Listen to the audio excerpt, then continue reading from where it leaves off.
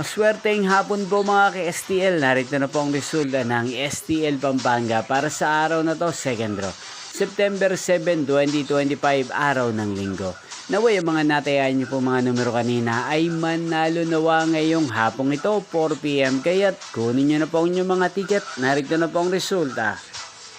Ang mga numerong nanalo sa STL Pampanga ngayong hapong ito, September 7, 2025, 4 PM. Second draw result, 12 at 32 in exact order. Again, 12 at 32.